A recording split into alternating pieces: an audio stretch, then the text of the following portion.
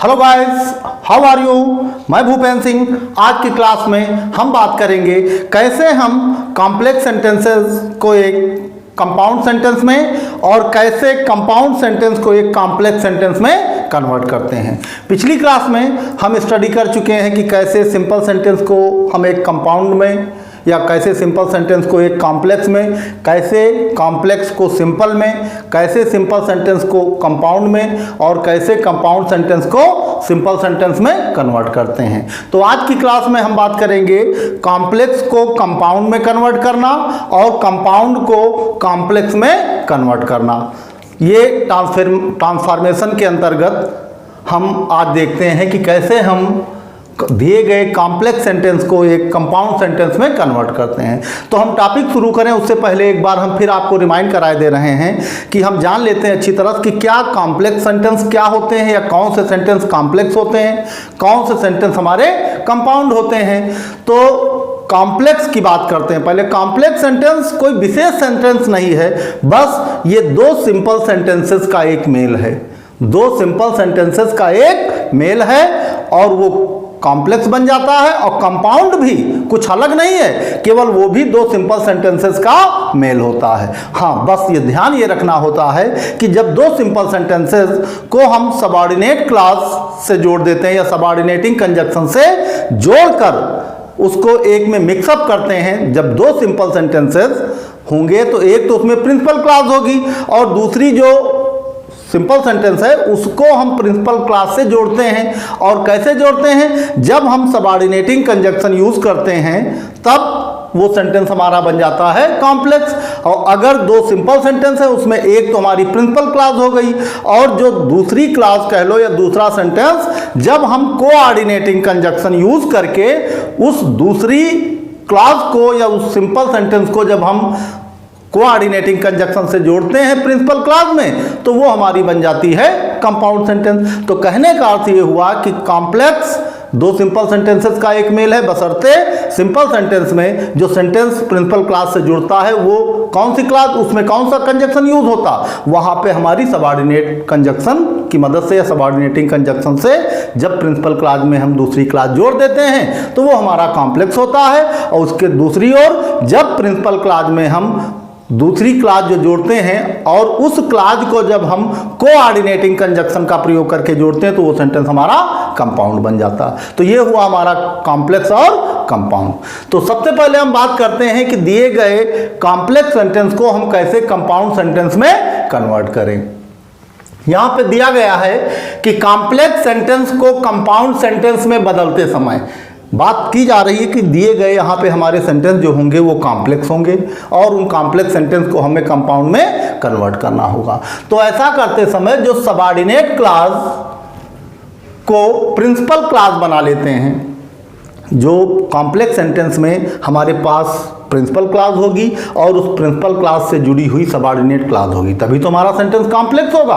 तो complex sentence में जो सबऑर्डिनेट क्लॉज यूज हुई है उसी सबऑर्डिनेट क्लॉज को हमें प्रिंसिपल क्लॉज बनाकर सेंटेंस में पहले यूज करना है।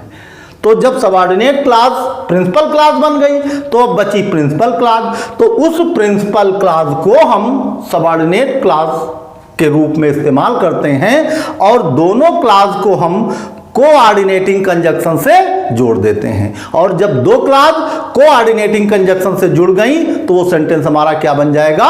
कंपाउंड। तो यहां पर कुछ एग्जांपल दिए गए हैं और ये एग्जांपल हमारे कॉम्प्लेक्स सेंटेंसेस के हैं। आप ये कह सकते हैं जो बोर्ड पे एग्जांपल के रूप में कुछ सेंटेंस दिए गए हैं तो ये सेंटेंस सब कॉम्प्लेक्स सेंटेंस के एग्जांपल हैं और इन कॉम्प्लेक्स सेंटेंसेस को हमें वन बाय वन कंपाउंड में कन्वर्ट करना है। तो उसके लिए जैसा बताया गया है कि जैसे हम एग्जांपल के लिए पहला सेंटेंस देख लेते हैं। सेंटेंस हमारा दिया है I am sure, I am sure. तो यहां हम देखते हैं आई एम श्योर, ये हमारी प्रिंसिपल क्लॉज हो गई, आई एम श्योर। इसको अपना अर्थ प्रकट करने के लिए किसी दूसरी क्लॉज पर आश्रित नहीं रहना पड़ता है, वो होती हमारी प्रिंसिपल क्लॉज। और अमूमन सेंटेंस में प्रिंसिपल क्लॉज पहले यूज होती है।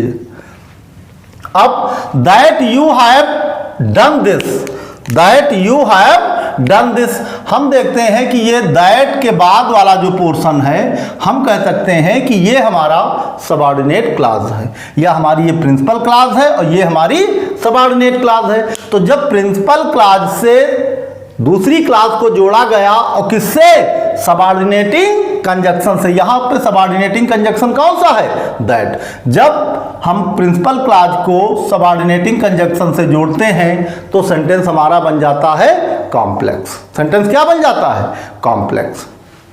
अब ये दिया गया सेंटेंस हमारा कॉम्प्लेक्स सेंटेंस है। अब इसी दिए गए सेंटेंस को हमें एक कंपाउंड सेंटेंस में कन्वर्ट करना है। तो कंपाउंड सेंटेंस में कन्वर्ट करने के लिए रूल में बताया गया है कि जो सबऑर्डिनेट क्लॉज है, और यहां पे सबऑर्डिनेट क्लॉज कौन सी है, जो ग्रीन से अंडरलाइन पोर्शन है सेंटेंस का, वो हमारी सबऑर्डिनेट क्लॉज है। सबऑर्डिनेटिंग कंजक्शन से जुड़ने के बाद की जो क्लॉज है वो हमारी क्या बन जाती है, सबऑर्डिनेट क्लॉज।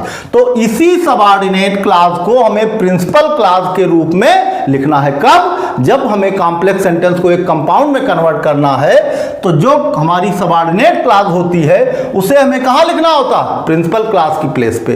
तो उसे ही हम प्रिंसिपल क्लॉज बना लेंगे, और जो हमारी प्रिंसिपल क्लॉज है इसे हम सबऑर्डिनेट क्लॉज की प्लेस पर यूज करेंगे।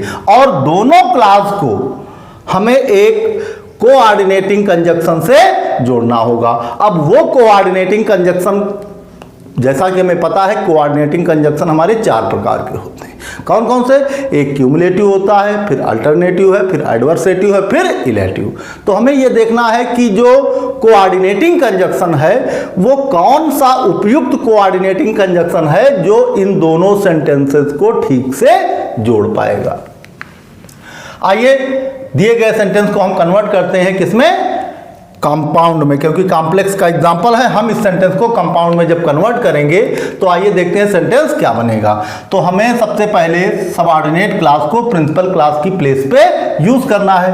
तो यू हैव डन दिस, क्योंकि यहां पे हम कंजक्शन यूज नहीं करेंगे। कंजक्शन चूंकि हमको बीच में दो क्लॉज को जोड़ना है तो कंजक्शन हम बीच में यूज करेंगे, और अब हम सबऑर्डिनेट या सबऑर्डिनेटिंग कंजक्शन नहीं यूज करेंगे, क्योंकि सेंटेंस हमें कन्वर्ट करना है कॉम्प्लेक्स में। तो हम कौन सा कंजक्शन यूज करेंगे, कोऑर्डिनेटिंग कंजक्शन।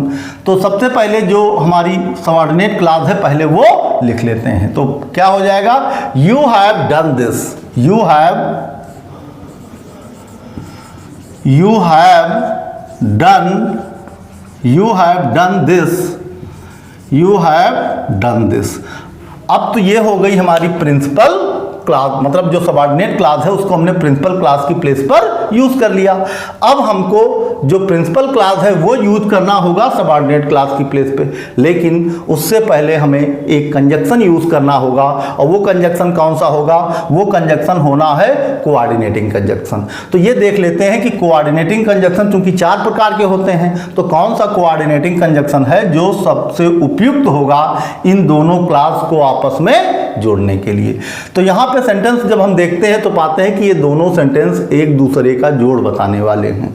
और जब सेंटेंस एक दूसरे के जोड़ बताने वाले होते हैं तो ऐसी कंडीशन में हम क्यूमुलेटिव कंजक्शन यूज करते हैं। और क्यूमुलेटिव कंजक्शन में कौन सा कंजक्शन यूज होता है, एंड। तो यहां पे you have done this and, हम यहां पे एंड कंजक्शन यूज करते हैं। और ये कंजक्शन हमारा कोऑर्डिनेटिंग कंजक्शन है। और कोऑर्डिनेटिंग में भी कैसा कंजक्शन, क्यूमुलेटिव कंजक्शन, क्योंकि क्यूमुलेटिव कंजक्शन दो सेंटेंसेस का जोड़ बताता है। तो you have done this and I am sure of it, and I am sure of it, और मुझे इसका भरोसा है, विश्वास है। और इस तरह दिया हुआ कॉम्प्लेक्स सेंटेंस हमारा एक कंपाउंड सेंटेंस में कन्वर्ट हुआ। ये सेंटेंस हमारा कौन सा हुआ, कंपाउंड, क्योंकि हम कॉम्प्लेक्स से किस में कन्वर्ट कर रहे हैं, पहले कंपाउंड में। आइए अगला एग्जांपल देख लेते हैं। He failed although, he failed, वो फेल हुआ, असफल हुआ। Although he did his best, यद्यपि उसने अपनी ओर से भरसक प्रयास किया। कहने का अर्थ हुआ कि उसने अपने प्रयास में कोई कमी नहीं की, प्रयास उसने पूरा किया, लेकिन वो फेल हो गया, बदकिस्मती से वो पास ना हो पाया। बाकी उसके प्रयास में उसने कोई कमी नहीं छोड़ी, लेकिन ये उसकी बदकिस्मती है कि वो फेल हुआ। तो यहाँ पे हम देखते हैं कि हमारी प्रिंसिपल क्लास क्या है, ही फेल्ड। और आल्दो क्या है, आल्दो हमारा एक सबऑर्डिनेटिंग कंजक्शन है। तो सबऑर्डिनेटिंग कंजक्शन से जब दूसरी सिंपल सेंटेंस कह लो या दूसरी क्लास जो है वो जब सबऑर्डिनेटिंग कंजक्शन से प्रिंसिपल क्लास में जुड़ जाती है तो सबऑर्डिनेटिंग कंजक्शन के बाद का जो भी सेंटेंस होता है पूरा वो हमारा बन जाता है सबऑर्डिनेटिंग क्लास। तो यहाँ पे आल्दो के बाद का जो पोर्शन है ये हम कह सकते हैं कि ये हमारा सेंटेंस का सबऑर्डिनेटिंग क्लास है और ही फेल्ड ये हमारी प्रिंसिपल क्लास है। तो जैसा कि हमें रूल में बताया गया है कि जब हमको कॉम्प्लेक्स सेंटेंस को कंपाउंड में कन्वर्ट करना है तो हमारी जो सबऑर्डिनेट क्लास होती है उसे हम प्रिंसिपल क्लास की प्लेस पर लिखते हैं और जो हमारी प्रिंसिपल क्लास होती है उसे हम सबऑर्डिनेटिंग या सबऑर्डिनेट क्लास के स्थान पर यूज कर लेते हैं और बीच में कोई हमें कोऑर्डिनेटिंग कंजक्शन यूज करना होता है। तो आइए सेंटेंस को जो कॉम्प्लेक्स में है उसे हम कंपाउंड में कन्वर्ट करते हैं। तो हम आल्दो नहीं लेंगे क्योंकि आल्दो क्या है, आल्दो एक सबऑर्डिनेटिंग कंजक्शन है और हमें सेंटेंस को कन्वर्ट करना है किसमें, कंपाउंड में। तो कंपाउंड में जब हमको सेंटेंस कन्वर्ट करना है तो हमें सबऑर्डिनेटिंग कंजक्शन की जरूरत नहीं है, हमें जरूरत पड़ेगी कोऑर्डिनेटिंग कंजक्शन की। लेकिन उसके पहले हम सबऑर्डिनेट क्लास को पहले प्रिंसिपल क्लास की प्लेस पे लिख लेते हैं। तो सेंटेंस देखते हैं क्या बनेगा हमारा। ही डिड हिज बेस्ट, उसने अपना भरसक प्रयास किया। तो ही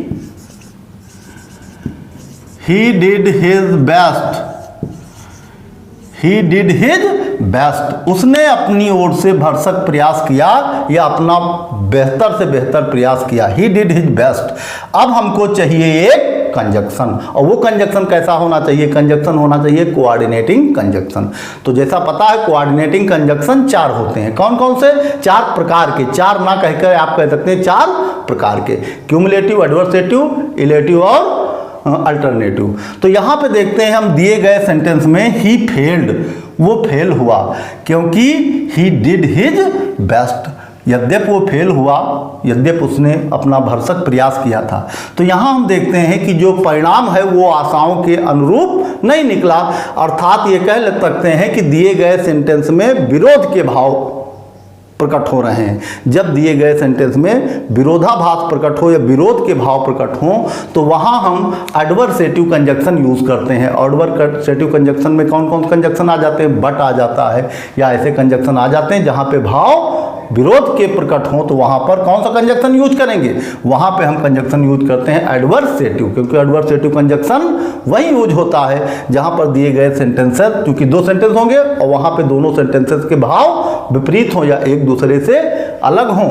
तो वो फेल हुआ यद्यप उसने अपना भरसक प्रयास किया, जबकि उसे पास होना चाहिए था। लेकिन यहाँ पर आप कह सकते हैं कि दोनों सेंटेंसेस में विरोध के भाव प्रकट हो रहे हैं, इसलिए हम यहाँ एडवर्सेटिव कंजक्शन यूज करेंगे। और एडवर्सेटिव कंजक्शन कौन सा है, कोऑर्डिनेटिंग कंजक्शन 4 प्रकार के होते हैं, उसमें एडवर्सेटिव कंजक्शन यूज करेंगे जो कि है बट।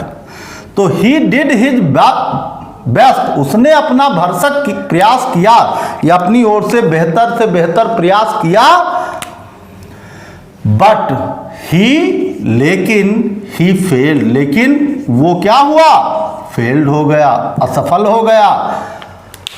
तो इस तरह दिया गया कॉम्प्लेक्स सेंटेंस हमारा कंपाउंड सेंटेंस में कन्वर्ट हुआ। रूल वही हमने अपनाया कि सबऑर्डिनेट क्लास को प्रिंसिपल क्लास की प्लेस पे यूज कर लिया और प्रिंसिपल क्लास को सबऑर्डिनेट क्लास की प्लेस पे यूज कर लिया और एक कोऑर्डिनेटिंग कंजक्शन हमने यूज कर लिया। इन दोनों क्लास को आपस में जोड़ने के लिए एक कोऑर्डिनेटिंग कंजक्शन की हमें जरूरत पड़ती, क्योंकि जब कोऑर्डिनेटिंग कंजक्शन से सेंटेंस जुड़ेगा तभी जाके वो सेंटेंस हमारा कंपाउंड हो पाएगा।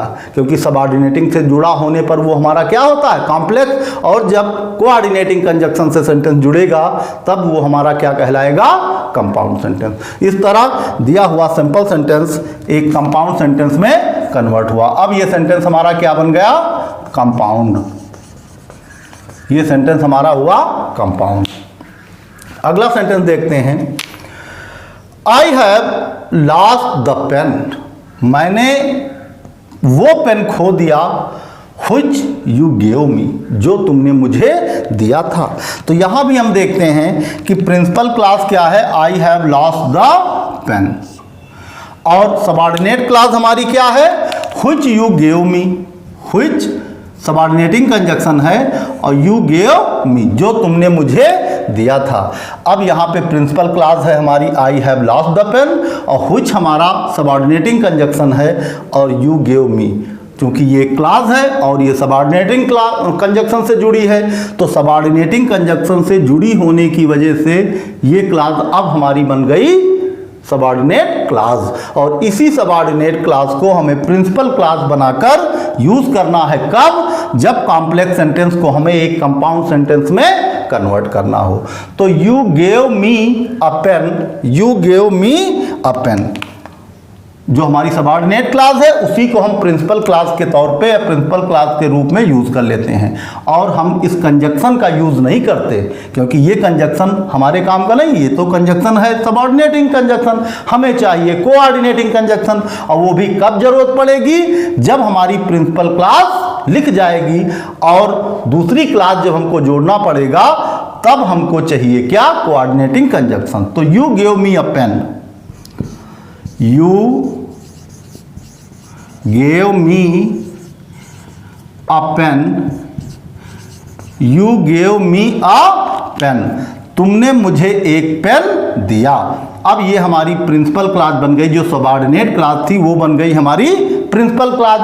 अब हमारी जो प्रिंसिपल क्लास है वो हमारी सबऑर्डिनेट क्लास की प्लेस पे यूज होगी, लेकिन उससे पहले हमें यहाँ कोऑर्डिनेटिंग कंजक्शन यूज करना है, ताकि प्रिंसिपल क्लास से जब कोऑर्डिनेटिंग कंजक्शन से वो सबऑर्डिनेट पिछले वाले सेंटेंस की जो प्रिंसिपल क्लास है वो सबऑर्डिनेट बन के आ रही यहाँ, लेकिन वो चूंकि जुड़ेगी किससे, कोऑर्डिनेट कंजक्शन से, तो वो क्या बन जाएगी, कोऑर्डिनेट क्लास। और जब प्रिंसिपल क्लास से कोऑर्डिनेट क्लास जुड़ जाएगी तो सेंटेंस हमारा क्या हो जाएगा, कंपाउंड। तो you give me a pen that not, बल्कि you give me a pen, और हमें यूज करना कोऑर्डिनेटिंग कंजक्शन, क्योंकि यहां व्हिच यूज हुआ था। तो you give me a pen and subordinating conjunction अब हमको चाहिए नहीं, हमको चाहिए कोऑर्डिनेटिंग कंजक्शन, और कोऑर्डिनेटिंग कंजक्शन में हम देखते हैं कि ये दोनों दिए गए सेंटेंस एक दूसरे का जोड़ बताने वाले हैं, तो हम यहां यूज कर सकते हैं and. You give me a pen and I have lost it, and I have lost it, और मैंने उसे खो दिया। और इस तरह दिया हुआ कॉम्प्लेक्स सेंटेंस जो था वो अब हमारा कन्वर्ट हुआ है किसमें, एक कंपाउंड सेंटेंस में। तो you give me a pen and I have lost it, तुमने मुझे एक पेन दिया and I have lost it, और मैंने उसे खो दिया। आइए अगला सेंटेंस देख लेते हैं। I can not attend the office, मैं ऑफिस अटेंड नहीं कर सकता एज आई एम इल, क्यों नहीं कर सकता, क्योंकि मैं बीमार हूं। तो सबसे पहले हम क्या करेंगे, जो हमारी प्रिंसिपल क्लास देख लेते हैं क्या है, I can not attend the office, ये हमारी क्या हो गई, प्रिंसिपल क्लास। अब चाहिए हमको सबऑर्डिनेट क्लास, तो एज आई एम इल, क्योंकि मैं बीमार हूं। तो ये हमारी सबऑर्डिनेट क्लास है और ये हमारी प्रिंसिपल क्लास है। तो जब इसको हम कॉम्प्लेक्स सेंटेंस को कंपाउंड में कन्वर्ट करेंगे तो सबसे पहले वही रूल क्या, कि हमको जो हमारी सबऑर्डिनेट क्लास है उसी को प्रिंसिपल क्लास के तौर पे हमें पहले यूज करनी है। तो एज क्या है, एज हमारा सबऑर्डिनेटिंग कंजक्शन है, तो एज की हमें आवश्यकता नहीं, क्योंकि हमें सबऑर्डिनेटिंग कंजक्शन की जरूरत नहीं है, हमें जरूरत है कोऑर्डिनेटिंग कंजक्शन की। तो जो सबऑर्डिनेट क्लास है उसी को हम प्रिंसिपल क्लास के तौर पे यूज कर लेते हैं, और प्रिंसिपल क्लास वो तभी यूज हो सकती जब उसमें से सबऑर्डिनेट कंजक्शन हटेगा। तो सेंटेंस हमारा क्या बनेगा, I am ill, I am ill, I am ill, मैं बीमार हूं, आई एम इल। अब हमारी जो सबऑर्डिनेट क्लास थी वो बन गई प्रिंसिपल क्लास। अब प्रिंसिपल क्लास के बाद जो ये प्रिंसिपल क्लास थी कॉम्प्लेक्स सेंटेंस की, उसको हमें सबऑर्डिनेट क्लास बनाकर यूज करनी है, सबऑर्डिनेट क्लास के स्थान पे यूज करनी है, ना कि बना के, क्योंकि सबऑर्डिनेट तो बन नहीं सकती, सबऑर्डिनेट बनेगी तो वो कन्वर्ट हो जाएगा किसमें, कॉम्प्लेक्स पे। तो सबऑर्डिनेट की प्लेस पे हमें यूज करनी है क्या, हमारी जो प्रिंसिपल क्लास थी कॉम्प्लेक्स की, उसे हमें सबऑर्डिनेट क्लास के स्थान पे यूज करना है। और उससे पहले हमको चाहिए एक कोऑर्डिनेटिंग कंजक्शन, ताकि कोऑर्डिनेटिंग कंजक्शन से जब हम प्रिंसिपल क्लास को यहां लिखेंगे और कोऑर्डिनेटिंग से वो जुड़ी होगी, तब वो क्या बन जाएगी, कोऑर्डिनेटिंग क्लास या कोऑर्डिनेट क्लास। और कोऑर्डिनेट क्लास जब वो बन जाएगी तो वो जुड़ जाएगी किससे, प्रिंसिपल क्लास से। और प्रिंसिपल क्लास से जब कोऑर्डिनेट क्लास जुड़ती है तो सेंटेंस बन जाता है कंपाउंड। तो आई एम इल, हमको चाहिए यहां पर एक कोऑर्डिनेटिंग कंजक्शन, उपयुक्त कोऑर्डिनेटिंग कंजक्शन। तो सेंटेंस के पहले हम भाव देख लेते हैं तो हमें आसानी होगी उस कंजक्शन, कोऑर्डिनेटिंग कंजक्शन को यूज करने की जो यहां सुइटेबल है। तो I can not attend the office, मैं ऑफिस नहीं अटेंड कर सका एज आई एम इल, क्योंकि मैं बीमार था। तो यहां पर दिए गए सेंटेंस में हम देखते हैं कि एक रीजन प्रकट कर रहा, एक रिजल्ट प्रकट कर रहा। आप ये कह सकते हैं कि दिए गए सेंटेंस से परिणाम प्रकट हो रहा है। तो जब एक सेंटेंस से रीजन और एक से रिजल्ट प्रकट हो तो हम कह सकते हैं वहां पर दिए गए सेंटेंस से परिणाम प्रकट हो रहा। और जब परिणाम प्रकट होता है तो ऐसे सेंटेंसेस में हम कोऑर्डिनेटिंग कंजक्शन इलेटिव का यूज करते हैं या इलेटिव कोऑर्डिनेटिंग कंजक्शन यूज करते हैं, क्योंकि इलेटिव कोऑर्डिनेटिंग कंजक्शन तब यूज किया जाता है जब दिए गए दो सिंपल सेंटेंस में एक रीजन और एक रिजल्ट प्रकट कर रहा हो। तो हम कह सकते हैं यहाँ पे हमें इलेटिव कोऑर्डिनेटिंग कंजक्शन यूज करना है। और इलेटिव कोऑर्डिनेटिंग कंजक्शन में देयरफॉर है, सो है, ये सारे किसमें आ जाते हैं, इलेटिव, सो है, देयरफॉर है, ये सब इलेटिव कोऑर्डिनेटिंग कंजक्शन है। तो आई एम इल, मैं बीमार हूं, सो इसलिए, सो अब ये हमारा इलेटिव कोऑर्डिनेटिंग कंजक्शन हो गया। अब कोऑर्डिनेटिंग कंजक्शन है, इसके बाद जो क्लास होगी, जो भी कोऑर्डिनेटिंग कंजक्शन से क्लास जोड़ी जाएगी तो क्लास वो बन जाएगी कोऑर्डिनेट क्लास। तो आई एम इल, सो अब I can not attend the office, so I cannot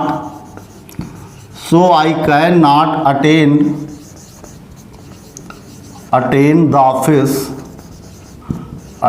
the office। अब फिर से एक बात देख लेते हैं, ये तो हमारी हो गई प्रिंसिपल क्लास, जो कॉम्प्लेक्स सेंटेंस की सबऑर्डिनेट क्लास थी उसमें से सबऑर्डिनेट कंजक्शन हटा दिया और जो क्लास बची उसको हमने प्रिंसिपल क्लास के तौर पे यूज कर लिया। अब उसके बाद कोऑर्डिनेटिंग कंजक्शन हमको चाहिए, क्योंकि सेंटेंस हमें बनाना है कंपाउंड, और कंपाउंड सेंटेंस तभी बनेगा जब प्रिंसिपल क्लास से सबऑर्डिनेटिंग कंजक्शन के द्वारा कोई दूसरी क्लास जोड़ी जाएगी। तो यहां पे कोऑर्डिनेटिंग कंजक्शन यूज कर लिया सो, इलेटिव का, या इलेटिव कोऑर्डिनेटिंग कंजक्शन सो यूज कर लिया। और उसके बाद जो कॉम्प्लेक्स का सेंटेंस था उसमें जो प्रिंसिपल क्लास थी उसको हमने दूसरी क्लास के रूप में इस्तेमाल कर लिया, या आप कह लो कि सबऑर्डिनेट क्लास के प्लेस पे, कॉम्प्लेक्स के सबऑर्डिनेट क्लास के प्लेस पे यूज कर दिया। और चूंकि ये क्लास हमारी जुड़ी है कोऑर्डिनेटिंग कंजक्शन से तो ये पूरी क्लास हमारी क्या बन गई, कोऑर्डिनेट क्लास। और ये कोऑर्डिनेट क्लास जुड़ी हुई है किससे, प्रिंसिपल क्लास से।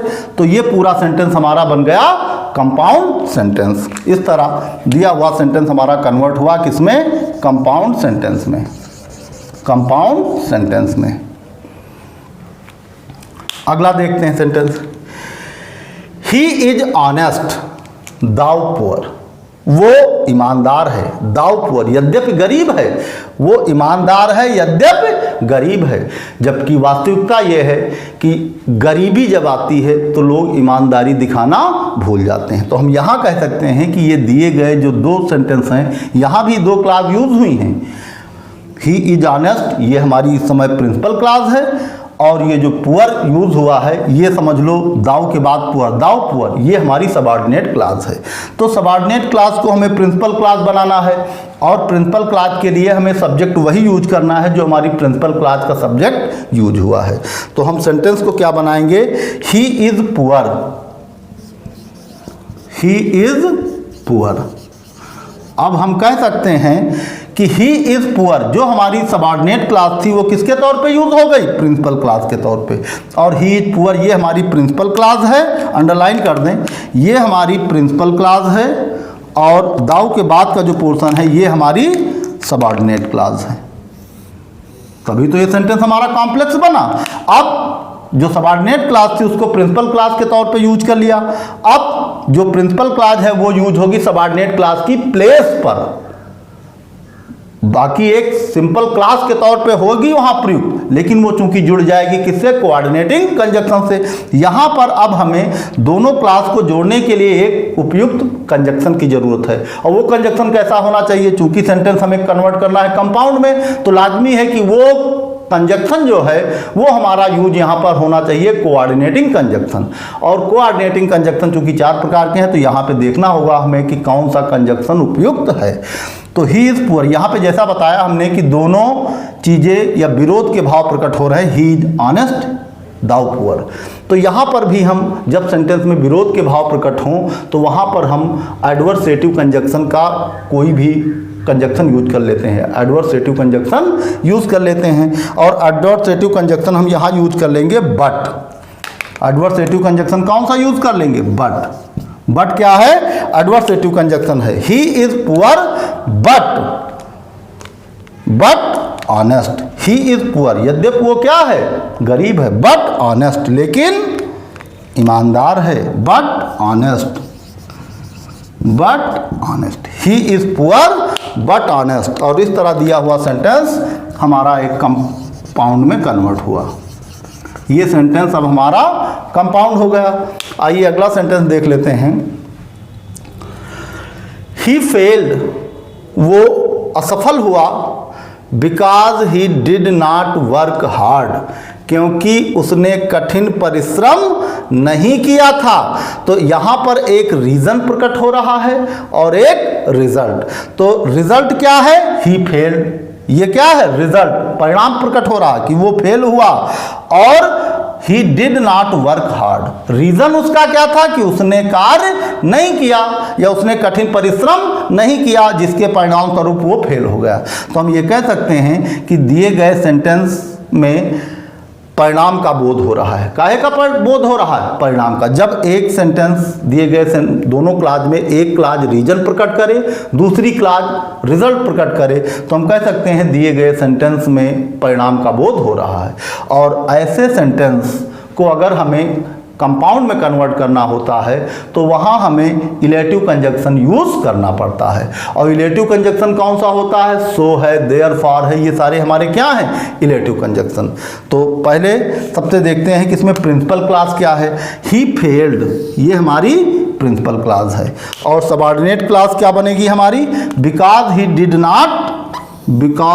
डिड नॉट वर्क हार्ड, क्योंकि उसने कठिन परिश्रम नहीं किया था, इसलिए वो क्या हुआ, फेल हुआ।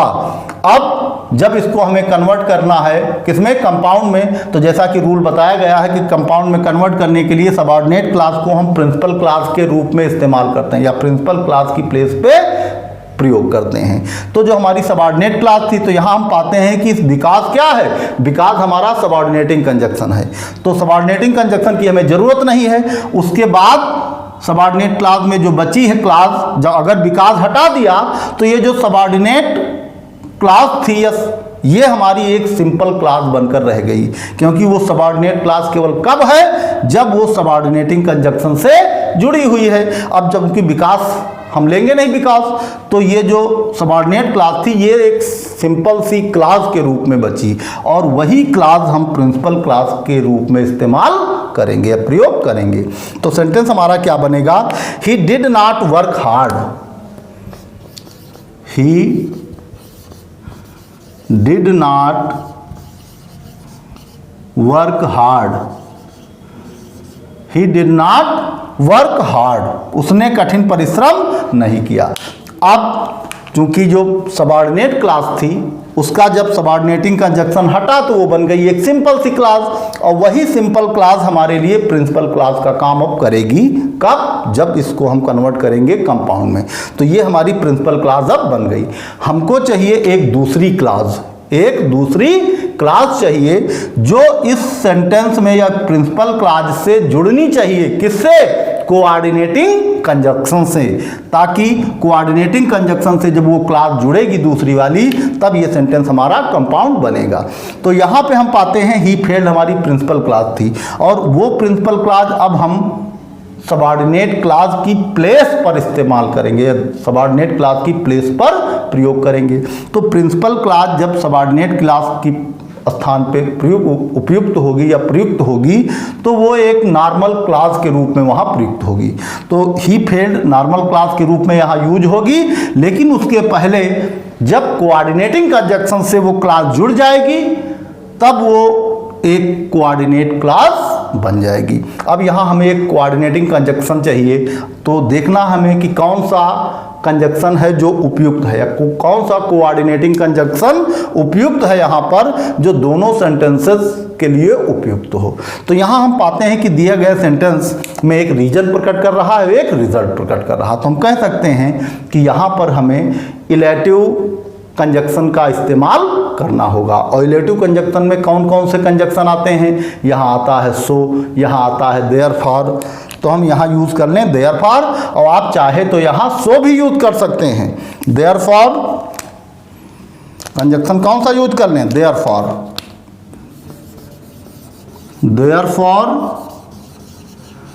देयरफॉर ही फेल्ड, और इसलिए ही फेल्ड वो क्या हुआ है? Therefore he failed, therefore he failed, therefore he failed. तो सेंटेंस हमारा क्या बना? ही डिड नॉट वर्क हार्ड, उसने कठिन परिश्रम नहीं किया, देयरफॉर ही फेल्ड, और इसलिए वो क्या हुआ? असफल हो गया। और इस तरह दिया हुआ सेंटेंस हमारा कंपाउंड में कन्वर्ट हुआ, दिया हुआ सेंटेंस हमारा कंपाउंड में कन्वर्ट हो गया है। तो ये जो सेंटेंस लास्ट वाला है, ये जरूरी नहीं है कि आप देयरफॉर यूज करें।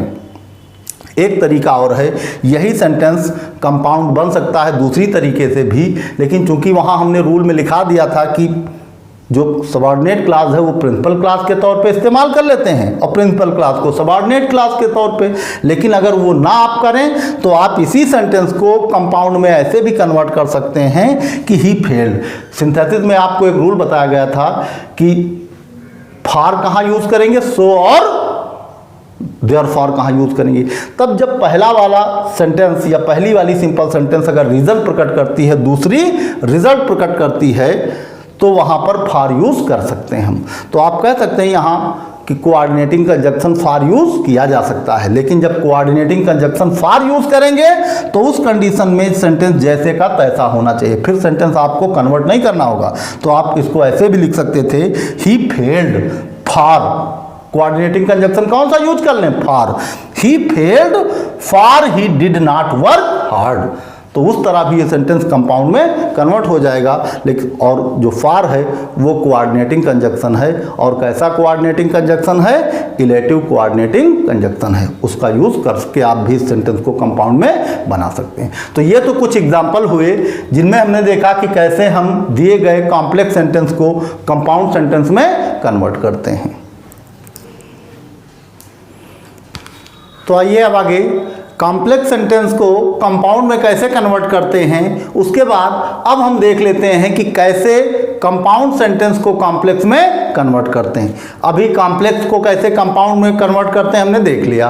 अब हम देखते हैं कि कैसे एक कंपाउंड सेंटेंस को एक कॉम्प्लेक्स सेंटेंस में कन्वर्ट करते हैं। यहाँ पर बोर्ड पे कुछ एग्जाम्पल्स दिए गए हैं, और ये एग्जाम्पल सारे के सारे कंपाउंड सेंटेंसेस के हैं। तो आप ये कह सकते हैं कि दिए गए एग्जाम्पल जो है वो कंपाउंड सेंटेंस के हैं, और इनको वन बाय वन हमें कन्वर्ट करना है किसमें? एक कॉम्प्लेक्स सेंटेंस में। तो जैसा कि कॉम्प्लेक्स सेंटेंस में अभी आपको बताया गया था कि जब कॉम्प्लेक्स से आपको कंपाउंड में कन्वर्ट करना होता था, तो प्रिंसिपल क्लास को सबऑर्डिनेट क्लास की प्लेस पर, और सबऑर्डिनेट क्लास को आप प्रिंसिपल क्लास की प्लेस पर यूज करते थे, और बीच में एक कोऑर्डिनेटिंग कंजक्शन यूज करते थे दोनों क्लास को आपस में जोड़ने के लिए। लेकिन यहां पर ठीक उसके उल्टा आपको यूज करना है। ठीक उसके उल्टा मतलब जो आपकी कोऑर्डिनेट क्लास है, क्योंकि ये कंपाउंड सेंटेंस है तो लाजमी है पहली क्लास आपकी प्रिंसिपल क्लास होगी और जो दूसरी क्लास होगी वो आपकी अब यहाँ कोऑर्डिनेट क्लास होगी। वहाँ तो सबऑर्डिनेट होती थी क्योंकि वो कॉम्प्लेक्स सेंटेंस थे। यहाँ पर बाद वाली क्लास आपकी जो होगी वो कोऑर्डिनेट क्लास होगी क्योंकि दिए गए एग्जाम्पल कैसे हैं, कंपाउंड सेंटेंस हैं। तो प्रिंसिपल क्लास के साथ यहाँ पर जो दूसरी क्लास होगी वो आपकी कोऑर्डिनेट क्लास होगी। तो करना क्या है आपको, कोऑर्डिनेट क्लास को आप प्रिंसिपल क्लास के तौर पे इस्तेमाल करिए या कोऑर्डिनेट क्लास को आप प्रिंसिपल क्लास की प्लेस पर यूज करिए और प्रिंसिपल क्लास को आप यूज करिए कहाँ, कोऑर्डिनेट क्लास की प्लेस पर। बस वहां पे आपको जरूरत होती थी कोऑर्डिनेटिंग कंजक्शन की, यहां पर कोऑर्डिनेटिंग कंजक्शन ऑलरेडी आपको सेंटेंस में मिलेगा। आपको यहां जरूरत पड़ेगी सबऑर्डिनेट कंजक्शन की। वहां आपको कोऑर्डिनेट कंजक्शन से दूसरी क्लास जोड़नी पड़ती थी, यहां आपको सबऑर्डिनेट क्लास से दूसरी क्लास जोड़नी पड़ेगी क्योंकि यहां सेंटेंसेस को हमें कॉम्प्लेक्स में कन्वर्ट करना है। तो आइए देख लेते हैं, कुछ एग्जाम्पल दिए गए हैं। जैसे पहला सेंटेंस हमारा है ही इज वीक, तो यहां हम पाते हैं कि ही इज वीक ये हमारी प्रिंसिपल क्लास है। ही इज वीक क्या है, प्रिंसिपल क्लास। और इसी प्रिंसिपल क्लास से एक और जुड़ी हुई क्लास है जो कोऑर्डिनेट कंजक्शन से जुड़ी हुई है। तो यहां हम पाते हैं कि जो देयरफॉर है ये हमारी क्या है, यही हमारी कोऑर्डिनेट कंजक्शन है और इस कोऑर्डिनेट कंजक्शन से एक दूसरी क्लास जुड़ी हुई है और दूसरी क्लास चूंकि कोऑर्डिनेट कंजक्शन से जुड़ी है इसलिए ये पूरी की पूरी क्लास बन गई कोऑर्डिनेट क्लास। तो अब कोऑर्डिनेट क्लास को हमें प्रिंसिपल क्लास के रूप में प्रयोग करना है, लेकिन इस कंडीशन में जो हमें कोऑर्डिनेटिंग कंजक्शन यूज होता है उसकी जरूरत नहीं है क्योंकि हमें सेंटेंस कॉम्प्लेक्स में कन्वर्ट करना है तो हमें इस कोऑर्डिनेटिंग कंजक्शन की आवश्यकता नहीं। तो यहां हम पाते हैं इलेटिव कोऑर्डिनेटिंग कंजक्शन यूज हुआ, देयरफॉर किसमें आता है, इलेटिव कोऑर्डिनेटिंग कंजक्शन है। तो इलेटिव कोऑर्डिनेटिंग कंजक्शन का यूज हमें नहीं करना है और इस इलेटिव कोऑर्डिनेटिंग कंजक्शन को जब हटा देते हैं तो हमारे पास एक सिंपल सी क्लास बची और वो क्लास क्या है, ही कैन नॉट वॉक। और वही क्लास जब कोऑर्डिनेटिंग कंजक्शन के साथ जुड़ी थी तब तो वो कोऑर्डिनेट क्लास थी, लेकिन कोऑर्डिनेटिंग कंजक्शन से जैसे उस क्लास को हमने अलग किया वो क्लास सिंपल सी हो गई, एक सिंपल क्लास हो गई। और वही सिंपल क्लास हमें प्रिंसिपल क्लास के रूप में प्रयोग करनी है। तो he can not walk, principal clause में हम क्या लिखेंगे, ही कैन नॉट वॉक, वो चल नहीं सकता। ही can not walk, he can not walk, he can not walk, ये हमारी हो गई प्रिंसिपल क्लास। अब इस प्रिंसिपल क्लास के बाद हमें एक सबऑर्डिनेटिंग कंजक्शन चाहिए, एक सबऑर्डिनेट कंजक्शन चाहिए जिससे दूसरी क्लास जोड़ें हम, तब दिया गया सेंटेंस हमारा कॉम्प्लेक्स हो जाए। तो यहां हम यूज करेंगे सबऑर्डिनेट क्लास, जो हमें यूज करनी वो यूज कर लेंगे हम एज। सबऑर्डिनेट क्लास यूज कर लें, सबऑर्डिनेट क्लास एज यूज कर रहे हैं। तो he can not walk as, चाहे आप एज यूज कर लें या आप बिकॉज भी यूज कर सकते हैं, एज भी यूज कर सकते हैं और बिकॉज भी यूज कर सकते हैं। तो ये जो एज और बिकॉज है ये हम कह सकते हैं कि एडवर्ब क्लॉज ऑफ किसका, एडवर्ब क्लॉज ऑफ रीजन का कंजक्शन है, एडवर्ब क्लॉज ऑफ रीजन। तो एज है, इसके साथ बिकॉज भी यूज होता है, चाहे आप यहां एज यूज कर लें और चाहे आप बिकॉज यूज कर लें। तो ये जो सबऑर्डिनेट कंजक्शन है हम कह सकते हैं कि ये हमारी एडवर्ब क्लॉज ऑफ रीजन का कंजक्शन यहां यूज हुआ है, एडवर्ब क्लॉज ऑफ रीजन। तो एज भी है और बिकॉज भी है एडवर्ब क्लॉज ऑफ रीजन का कंजक्शन। तो he can not walk as, वो चल नहीं सकता क्योंकि एज ही इज वीक, क्यों नहीं चल सकता, as he is weak, he is week.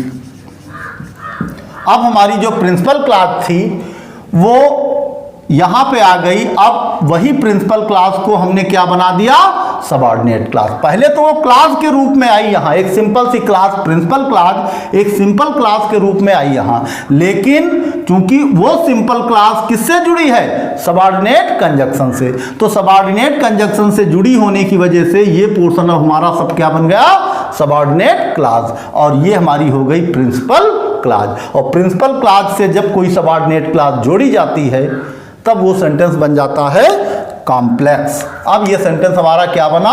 Complex. दिया गया सेंटेंस जो पहले था वो तो हमारा कंपाउंड था, क्योंकि वहां कंजक्शन हमें कौन सा दिख रहा था?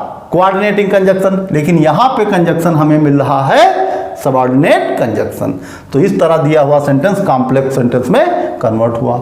आगे देखते हैं, tell me the truth and you will be forgiven. मुझे सच बताओ, और अगर तुम मुझे सच बता देते हो and you will be forgiven, तो तुम्हें माफ कर दिया जाएगा, तुम्हें फॉरगिव कर दिया जाएगा। तो एक चीज और ध्यान रखनी है आपको, जब दिए गए कंपाउंड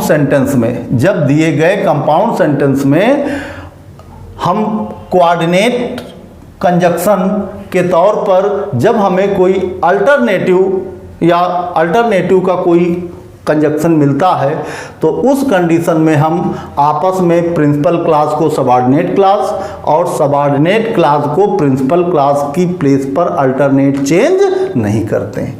तो टेल मी द ट्रुथ, यहाँ पे हम पाते हैं कि कंडीशन है, अर्थात आप ये कह सकते हो कि यहाँ पर क्या यूज हुआ है? अल्टरनेटिव कंजक्शन यूज हुआ है। अल्टरनेटिव कंजक्शन किसमें? कोऑर्डिनेटिंग या कोऑर्डिनेट कंजक्शन जो यूज हुआ है वो कैसा है?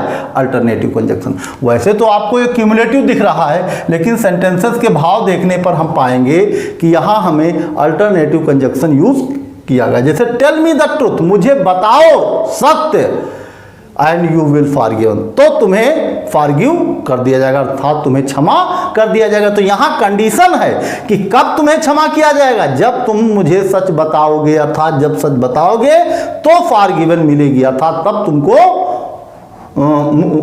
क्षमा मिलेगी, अदरवाइज क्षमा नहीं मिलेगी। तब जब ऐसी कंडीशन हो, या आप ये कह लें जब दिए गए कंपाउंड सेंटेंस में अल्टरनेटिव कंजक्शन या अल्टरनेटिव कोऑर्डिनेटिंग कंजक्शन यूज हुआ हो, तो उस कंडीशन में हम प्रिंसिपल को सबऑर्डिनेट और सबऑर्डिनेट को प्रिंसिपल क्लॉज के लिए चेंज नहीं करते, बल्कि हम यूज करते हैं एक ऐसा सबऑर्डिनेट कंजक्शन जिसको बोला जाता है एडवर्ब क्लॉज ऑफ कंडीशन। कैसा कंजक्शन यूज करते हैं? Adverb clause of condition. तो वो कंडीशन कब यूज किया जाएगा? Adverb clause of condition subordinate conjunction जब दिए गए सेंटेंस से क्या प्रकट हो रहा हो? कोई कंडीशन, शर्त। तो यहाँ पर ऐसी कंडीशन में चूंकि यहाँ शर्त प्रकट की गई, तो यहाँ हम इफ यूज करेंगे। कौन सा कंजक्शन यूज करेंगे? यहाँ पर हमें इफ यूज करना होगा, जो कि एडवर्ब क्लॉज ऑफ कंडीशन का क्या है? कंजक्शन। तो सेंटेंस हमारा क्या बनेगा?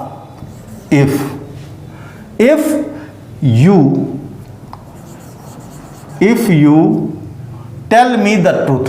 जब हम इफ से सेंटेंस शुरू करेंगे तो सेंटेंस में जो क्लॉज हैं उनको आपस में अल्टरनेट चेंज नहीं करते हैं। तो इफ यू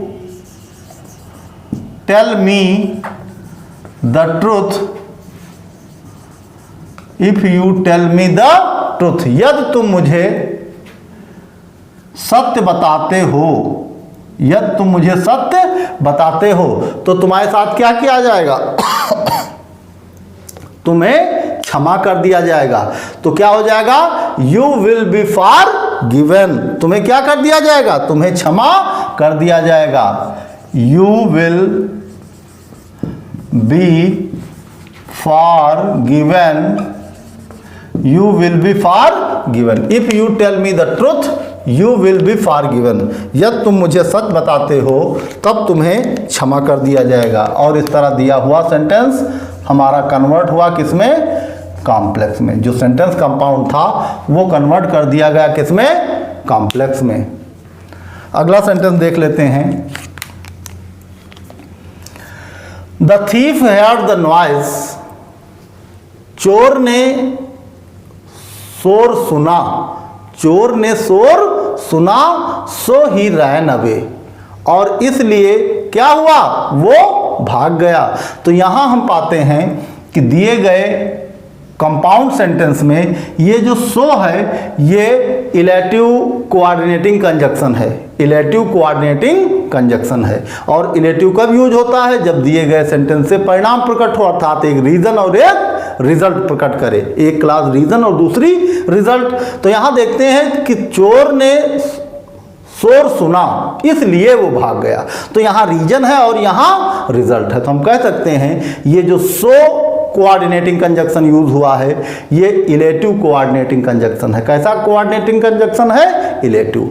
तो इस सेंटेंस को जब हम कन्वर्ट करेंगे किसमें? कॉम्प्लेक्स सेंटेंस में, तो हम जो हमारी कोऑर्डिनेट क्लास है उसको हम फिर क्या बनाएंगे? प्रिंसिपल क्लास, क्योंकि यहां पर कंडीशन नहीं दी गई है। अगर कंडीशन दी गई होती तो हम इफ से शुरू करते, फिर हमको क्लास आपस में कन्वर्ट करने की आवश्यकता ना होती। तो हम कह सकते हैं कि सबसे पहले हम क्या लिखेंगे? ही रैन अवे। पहले तो हम ये देख लेते हैं कि इसमें हमारी प्रिंसिपल क्लास क्या है और कोऑर्डिनेट क्लास क्या है। तो the thief heard the noise, ये हमारी प्रिंसिपल क्लास है। The thief heard the noise, ये हमारी प्रिंसिपल क्लास है। और सबऑर्डिनेट क्लास हमारी कौन सी हो जाएगी? सो ही रैन अवे, ये हमारी क्या है? कोऑर्डिनेट क्लास, क्योंकि सो से जुड़ी है तो ये कैसी क्लास है? Coordinate class. अब इसी कोऑर्डिनेट क्लास को हमें क्या बना लेना है? Principal clause. लेकिन जो coordinate conjunction, illative coordinate conjunction use हुआ है उसे हमें यूज नहीं करना। क्यों? क्योंकि यहां हमें यूज करना है सबऑर्डिनेट कंजक्शन। तो सेंटेंस हमारा क्या बनेगा? ही रैन अवे, ही रैन अवे। लेकिन ही ना यूज करके, ये प्रोनाउन है, हम सीधे नाउन यूज करते हैं, क्या? थीफ। तो क्या लिखेंगे हम? The thief ran away. क्या लिखेंगे? The thief ran away, the thief ran away, the thief ran away, चोर भाग गया। अब चूंकि यहां इलेटिव कोऑर्डिनेटिंग कंजक्शन यूज हुआ था, अब कंपाउंड में, अब जब हम इसे कॉम्प्लेक्स में बनाएंगे तो यहां हमें इसके लिए एडवर्ब क्लॉज ऑफ रीजन का कंजक्शन यूज करना होगा। और एडवर्ब क्लॉज ऑफ रीजन का कंजक्शन एज होता है, बिकॉज होता है। तो the thief ran away because, कौन सा कंजक्शन हम यूज कर लें? बिकॉज, बिकॉज आगे ही हेard the noise, because he heard the noise, because he heard the noise, because he heard the noise। और इस तरह दिया हुआ सेंटेंस हमारा कॉम्प्लेक्स में कन्वर्ट हुआ। दिया गया सेंटेंस जो कि कंपाउंड में था, अब वो कन्वर्ट हुआ है किसमें? कॉम्प्लेक्स में। आगे देख लेते हैं सेंटेंस। आई अर्न समथिंग, मैं कमाता तो थोड़ा हूं, बट आई स्पेंड मोर, लेकिन मैं खर्च ज़्यादा करता हूं। तो यहां हम पाते हैं कि दिए गए कंपाउंड सेंटेंस में ये जो बट है ये हमारा कोऑर्डिनेटिंग कंजक्शन यूज हुआ है। और ये कैसा कोऑर्डिनेटिंग कंजक्शन है? ये हमारा एडवर्सेटिव कोऑर्डिनेटिंग कंजक्शन है, क्योंकि एडवर्सेटिव कोऑर्डिनेटिंग कंजक्शन में क्या कब यूज होता है? जब दिए गए सेंटेंस में विरोध के भाव प्रकट हों तो कंपाउंड सेंटेंस में एडवर्सेटिव कंजक्शन यूज किया जाता। तो हम कह सकते हैं ये बट जो है ये हमारा एडवर्सेटिव कंजक्शन है। और अब जब हमको इस कंपाउंड सेंटेंस को कॉम्प्लेक्स में कन्वर्ट करना है तो सबसे पहले हम क्या करेंगे? हमारी जो कोऑर्डिनेट क्लास है ये हमारी है प्रिंसिपल क्लास, लेकिन किसके लिए? ये हमारी केवल कंपाउंड के लिए प्रिंसिपल क्लास है। और ये हमारी कंपाउंड के लिए बट के बाद का पोर्शन जो है ये हमारी कोऑर्डिनेट क्लास है, क्योंकि यहाँ कोऑर्डिनेटिंग कंजक्शन यूज हुआ है। कैसा? एडवर्सेटिव कोऑर्डिनेटिंग कंजक्शन यूज हुआ। अब इस सेंटेंस को जब कंपाउंड से हम कन्वर्ट करेंगे कॉम्प्लेक्स में तो जो हमारी कोऑर्डिनेटिंग कंजक्शन है या कोऑर्डिनेटिंग कंजक्शन से जुड़ी हुई जो क्लास है अर्थात कोऑर्डिनेट क्लास, उसी कोऑर्डिनेट क्लास को हमें प्रिंसिपल क्लास बनाना है। और ऐसा करने के लिए जो हमें कोऑर्डिनेटिंग कंजक्शन यूज किया है हमने, उस कोऑर्डिनेटिंग कंजक्शन का यूज हम नहीं करेंगे, क्योंकि हमें कॉम्प्लेक्स में कोऑर्डिनेटिंग कंजक्शन की आवश्यकता नहीं है। तो जो सिंपल सी, जब चूंकि हम कोऑर्डिनेटिंग कंजक्शन हटा दिए कोऑर्डिनेट क्लास से, तो जो क्लास बची वो हमारी सिंपल सी क्लास बची, और उसी सिंपल सी क्लास जो कि है आई स्पेंड मोर, उस सिंपल क्लास को हम प्रिंसिपल क्लास के तौर पे प्रयोग कर लेते हैं। तो सेंटेंस क्या बनेगा हमारा, आई स्पेंड मोर, आई स्पेंट मोर, आई स्पेंट मोर। अब हमें यहां सबऑर्डिनेट कंजक्शन यूज करना है, तो हम दैन यूज कर ले रहे हैं। I spend more than, I spent more than I earned, than I earned, अर्थात आई स्पेंट मोर, मैंने ज्यादा खर्च किया या ज्यादा खर्च कर दिया, देन आई अर्नड, जितना मैंने अर्न किया था उससे कहीं ज्यादा खर्च कर दिया। तो इस तरह दिया हुआ सेंटेंस जो है वो हमारा कन्वर्ट हुआ किसमें, कॉम्प्लेक्स में। क्योंकि एग्जाम्पल जो दिए गए थे वो कंपाउंड सेंटेंस के हैं और उनको वन बाय वन कन्वर्ट किया गया किसमें, कॉम्प्लेक्स में। तो सेंटेंस हमारा क्या बनेगा, I spent more than I earn, मैंने उससे कहीं ज्यादा खर्च किया जितना मैंने अर्न किया था, कमाया था। अगला सेंटेंस देखते हैं, learn your lesson and you will pass. चूंकि ये प्रिंसिपल क्लास हमारी है, लर्न योर लेसन, हम देखते हैं कि ये हमारी प्रिंसिपल क्लास है, और एंड हमें पता है कि एंड क्यूमुलेटिव कंजक्शन है, और वो कहाँ यूज होता है, वो यूज होता है कोऑर्डिनेट क्लास में। अर्थात कोऑर्डिनेटिंग कंजक्शन से जब हम किसी क्लास को जोड़ते हैं तो वो हमारी कोऑर्डिनेट क्लास बन जाती है। तो यहाँ कोऑर्डिनेट कंजक्शन एंड यूज हुआ है, और एंड से ही बात की या दूसरी क्लास जोड़ी गई है जो हमारी कोऑर्डिनेट क्लास है। तो हमारी कोऑर्डिनेट क्लास क्या है, एंड यू विल पास, ये क्या है, ये हमारी कोऑर्डिनेट क्लास है।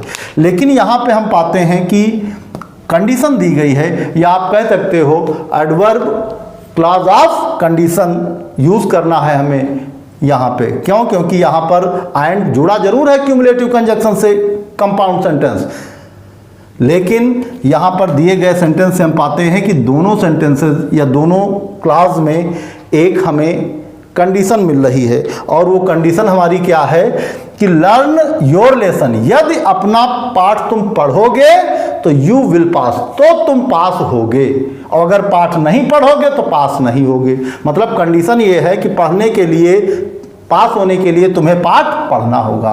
तब ऐसी कंडीशन में जब कंपाउंड सेंटेंस की दोनों क्लास में कंडीशन कोई प्रकट हो रही हो, तब उस कंडीशन में जब हम सेंटेंस को कॉम्प्लेक्स में कन्वर्ट करेंगे, कंपाउंड से कॉम्प्लेक्स में, तो हम कहते हैं कि adverb clause of condition subordinate conjunction use किया जाएगा। Subordinate conjunction adverb clause of condition का हम यूज करेंगे, जो कि होता है इफ। क्या होता है, इफ। और जब हम इफ यूज कर लेंगे, एडवर्ब क्लॉज ऑफ कंडीशन का जब हम कंजक्शन यूज कर लेंगे इफ, तो उस कंडीशन में हमें जो क्लॉज हैं उन्हें आपस में अल्टरनेट चेंज करने की आवश्यकता नहीं होती। तो यहां पे सेंटेंस क्या बनेगा, if you learn your lesson, if you learn your lesson, if you learn your lesson, तो क्या होगा, यू विल पास। अगर तुम अपना पाठ पढ़ोगे तो यू विल पास, तुम पास हो जाओगे, यू विल पास।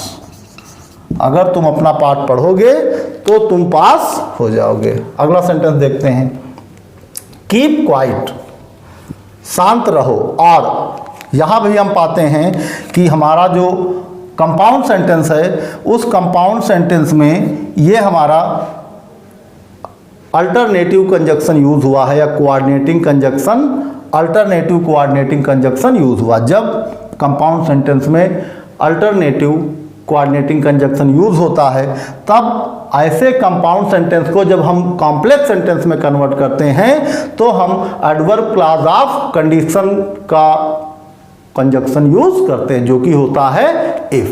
तो यहां पे हम क्या यूज कर लें, इफ। सेंटेंस क्या हो जाएगा, if you do not keep quiet, if you do not keep quiet, यदि तुम शांत नहीं रहते, if you do not keep quiet, if you do not keep quiet, तो यू विल रीपेंट, तो तुम्हें पछताना होगा, you will repaint, you will repaint, तब तुम्हें पछताना होगा या तब तुम्हें पछताना पड़ेगा। If you do not keep quiet, यदि तुम शांत नहीं रहते, तो यू विल रीपेंट, तब तुम्हें पछताना होगा। और इस तरह दिया हुआ सेंटेंस हमारा कॉम्प्लेक्स में कन्वर्ट हुआ, दिया हुआ सेंटेंस हमारा कॉम्प्लेक्स में कन्वर्ट हुआ।